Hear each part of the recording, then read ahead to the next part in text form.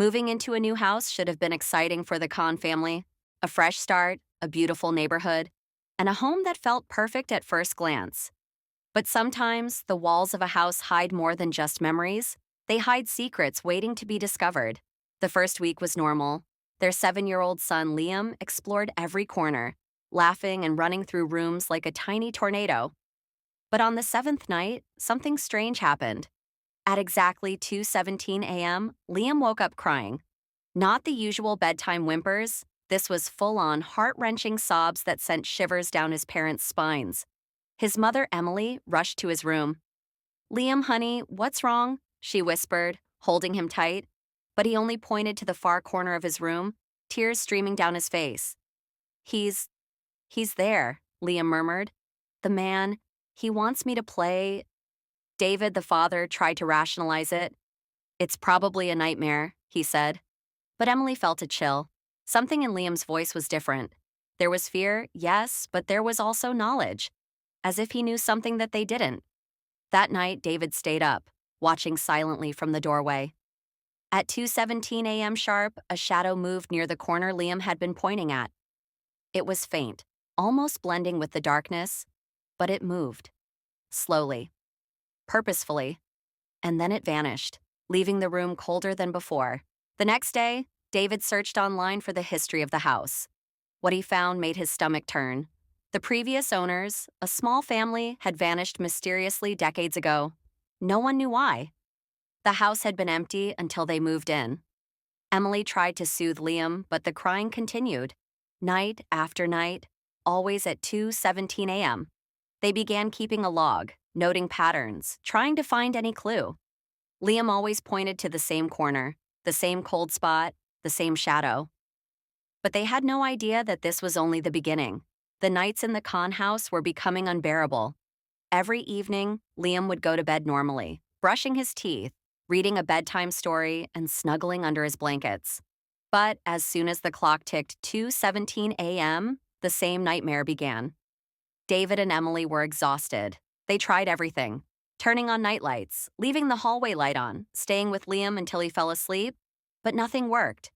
The cries always came, sharp and piercing, echoing through the empty house. One night, David decided he had to see what was happening. He hid in Liam's room, crouching in the shadows near the doorway, heart pounding in his chest. As the clock struck 2:17 a.m., Liam suddenly sat up, pointing at the corner with wide, terrified eyes. "He's here," the boy whispered.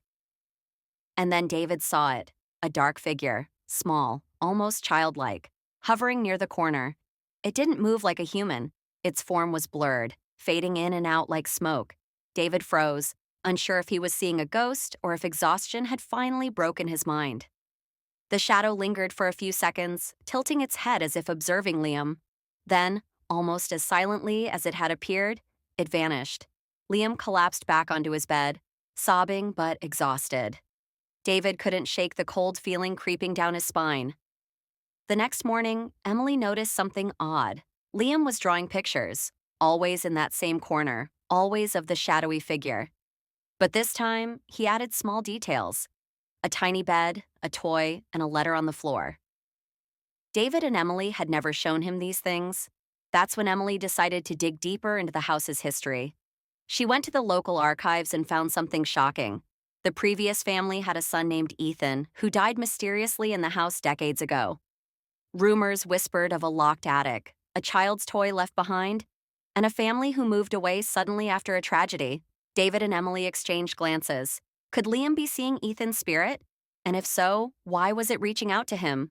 They knew one thing for sure. The shadow was not gone, and Liam's cries were not just nightmares. Something in that house was reaching through time, trying to communicate, and they had no idea how to stop it.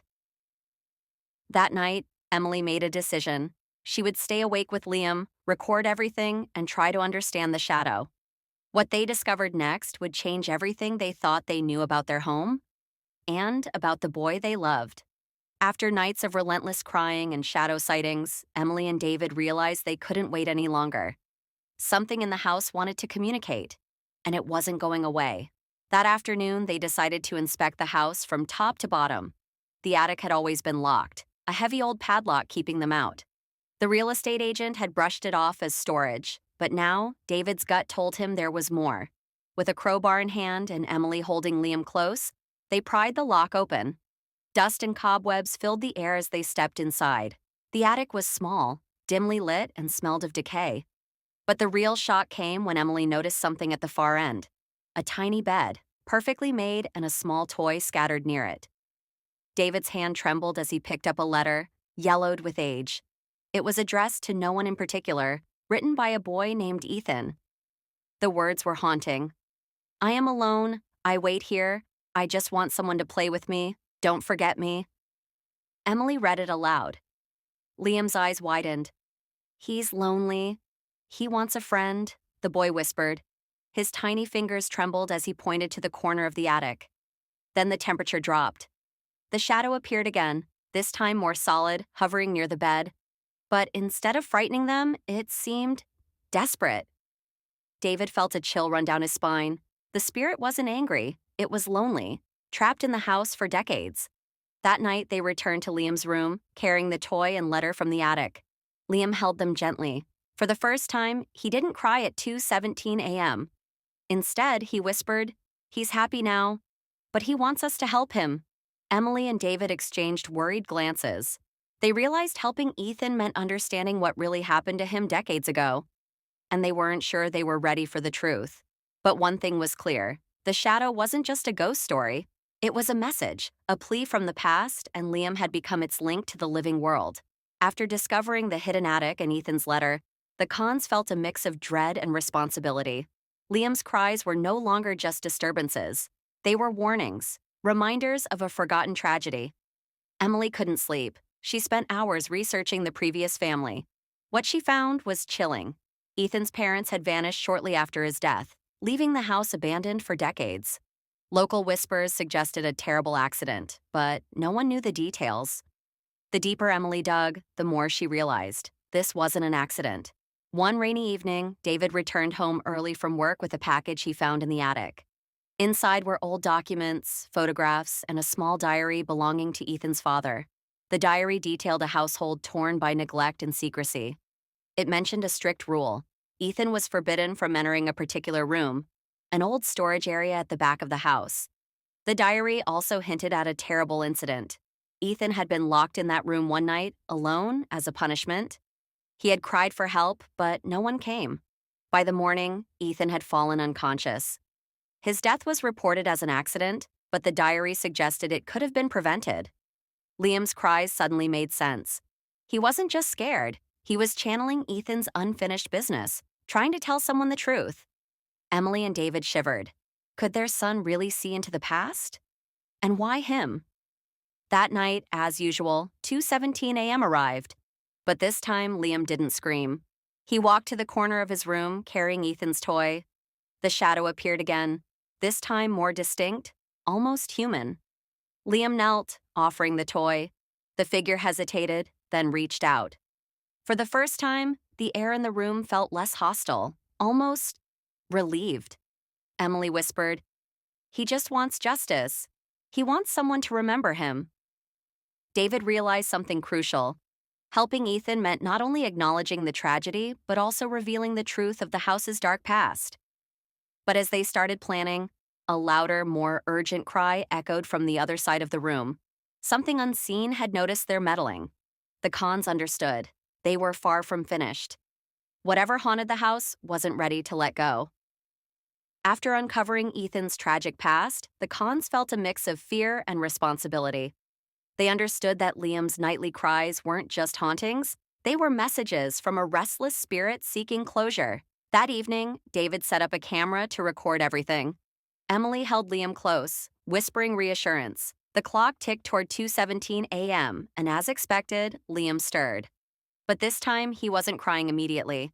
He walked toward the same corner, holding Ethan's toy and the yellowed letter. The shadow appeared. It was now taller, more defined, almost human in shape. Its eyes, dark and hollow, fixed on Liam. Then it spoke. Not in words, but through a cold, urgent energy that sent chills down Emily and David's spines. Suddenly, the shadow moved toward the attic stairs. Liam followed instinctively. David hesitated but decided to trust his son. As they climbed into the attic, the temperature dropped sharply. The small bed and toys from before were untouched, but the air was heavier, oppressive. Then came the voice, a whisper so faint yet chilling. Find the rest of me. Tell them the truth. Emily realized the shadow wasn't just Ethan. It was part of the boy's lost life, a fragment trapped between worlds. Liam, understanding somehow, picked up a hidden drawer David hadn't noticed before. Inside was a set of old documents, proof that Ethan's death was covered up, and the family who vanished had left behind secrets no one should uncover. As they read the documents, the shadow flinched, almost pleading. Liam held out the letter and toy. The air seemed to vibrate with tension, as if Ethan's spirit was testing them. Then the unthinkable happened. The shadow lunged, not to harm, but in desperation. Liam screamed, but Emily and David held him tight. In one swift moment, the shadow enveloped the boy and then vanished. Silence. The attic was cold but still. Liam looked at his parents, tears in his eyes, whispering, "He's gone. But he's happy now." Emily and David knew the spirit had finally found peace, but the documents revealed the horrifying truth. Ethan's death had been deliberate, and the consequences of that night would ripple far beyond their understanding.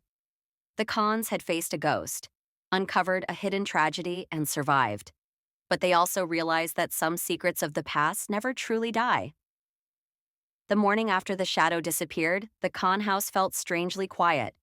Liam slept soundly for the first time in weeks, without a single cry at 2:17 a.m.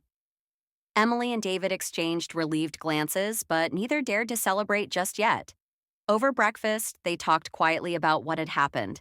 The hidden attic, the letters, the documents. They all revealed a tragic story, but also a strange sense of closure. Emily hugged Liam tightly. "You were so brave, honey," she whispered.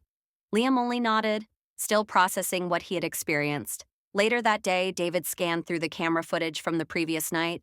The shadow was there all right, but something was different. It didn't attack. Instead, it lingered, almost grateful, moving gently around Liam before dissipating into thin air. Emily realized the most important lesson. The shadow had never been evil. It was a lost child looking for acknowledgement and justice. By helping Ethan's spirit uncover the truth, the Khans had finally given him peace. But peace in a house like theirs was fragile. That evening, while Liam played in the living room, Emily noticed the corner of his room. Still a faint shadow flickered, almost like a memory.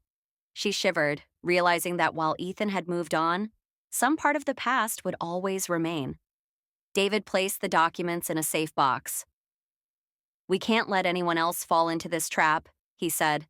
"The house has secrets, and we've uncovered some of them, but the world isn't ready for the full truth." That night, Liam went to bed without a single cry. As the clock neared 2:17 a.m., David and Emily waited anxiously. Nothing. Silence. Relief. Yet, as they drifted off to sleep, Emily's eyes caught a faint shadow near the corner, almost playful this time. Not threatening, not cruel, just watching. A gentle reminder that some spirits linger, watching over those who helped them find peace. The Khan family had survived. They had uncovered a hidden tragedy, helped a lost soul, and faced their deepest fears. But the house, and the memories within it, would never truly be empty. The story ended not with terror, but with a haunting sense of respect for the past. A chilling reminder that sometimes the things we cannot see are the ones that touch our lives the most.